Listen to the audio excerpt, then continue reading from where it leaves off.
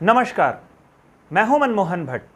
उत्तराखंड के मुख्यमंत्री पुष्कर सिंह धामी के निर्देश पर राज्य के डीजीपी अशोक कुमार ने साइबर सेल को एक मुकदमा दर्ज करने के निर्देश दिए।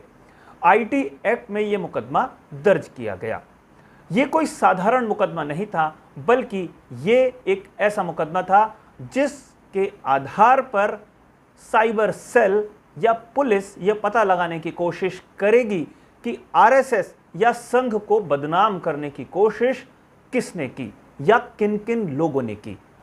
यह मामला भी कुछ ऐसा ही है जैसे विधानसभा या दूसरे स्थानों पर अपने अपने चहेतों को अपने प्रभाव से नौकरी पर रखे जाने का हुआ था।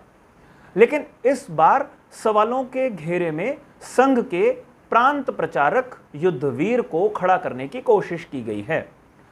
संघ के एक बड़े पदाधिकारी दिनेश सेमवाल ने तमाम आला अधिकारियों और राजनीतिक व्यक्तियों के साथ मिलकर इस साजिश को भंडाफोड़ करने की मांग की और उसके बाद ही मुख्यमंत्री के निर्देश पर डीजीपी ने मुकदमा दर्ज करने के आदेश जारी किए।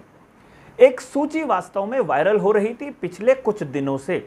इस सूची में कुछ लोगों के नाम थे और उनका संबंध जो संघ के प्रांत प्रचारक युद्धवीर हैं उनके साथ जोड़ने की कोशिश की जा रही थी।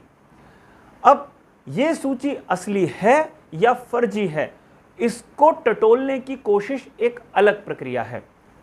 लेकिन संघ के बड़े पदाधिकारियों ने इसे सिरे से नकार दिया और सीधा सीधा इसे एक साजिश बताया कि यह वास्तव में संघ की और प्रांत प्रचारक की छवि को खराब करने की कोशिश की जा रही है। हरीश रावत ने अपने सोशल मीडिया के ऑफिशियल पेज पर इस सूची को जारी किया था। हरीश रावत ने कहा था कि उत्तराखंड के वास्तव में जो रिसोर्सेज हैं उन पर कुछ बाहर से आए लोगों का कब्जा है। ये एक अलग तरीके की राजनीति, अलग तरीके की दिशा देने की कोशिश की जा रही थी। लेकिन अब मुकदमा दर्ज हो चुका है।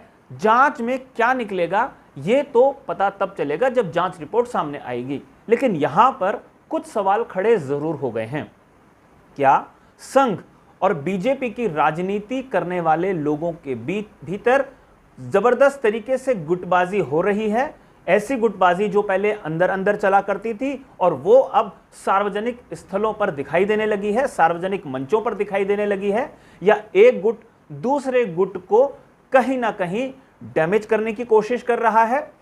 ये कुछ ऐसे सवाल हैं जो बार बार खड़े होने शुरू हो गए हैं कि आखिर बीजेपी और संघ के भीतर विभीषण कौन है?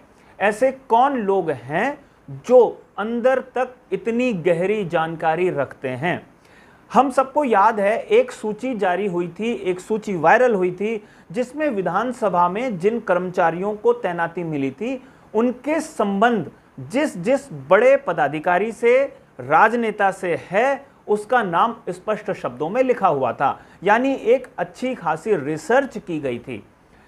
ये बड़ा सवाल यही है कि आखिर वो कौन सा गुट है जो इतनी बारीक नजर रखे हुए है हर व्यक्ति के क्रियाकलापों पर। कहीं ऐसा तो नहीं कि ये आपस में गुटबाजी का नतीजा है जो ये सूचियां धीरे धीरे बाहर आ रही हैं। कांग्रेस के जमाने से क्या हुआ उसको खंगालने की कोशिश बीजेपी के नेताओं ने शायद पहले की होगी और उसी के आधार पर अपने अपने तमाम रिश्तेदारों को विधानसभा में भर्ती कर लिया गया है। उस प्रकरण की अब अलग जांच चल रही है। लेकिन एक नया मुकदमा जो दर्ज हुआ है वो खंगालेगा कि किसने कौन सी सूची वायरल की है, क्यों की है, उसके पीछे उसकी क्या मंशा है और वो सूचनाएं उसको कहां से प्राप्त हुई हैं। तो साथियों, आने वाले समय में यह देखना काफी महत्वपूर्ण होगा कि साइबर सेल इस पूरे मामले की जांच कैसे करता है, कैसे उन लोगों को आइडेंटिफाई करता है, पहचानता है जिन लोगों ने इस सूचना को पहले एकत्रित किया, फिर उनको एक साथ जुटाया और फिर उनको वायरल कर दिया। इसमें क्या कोई राजनीतिक षड्यंत्र भी है, यह भी देखने वाली बात होगी। इसका भी खुलासा आने वाले कुछ समय में हो सकेगा।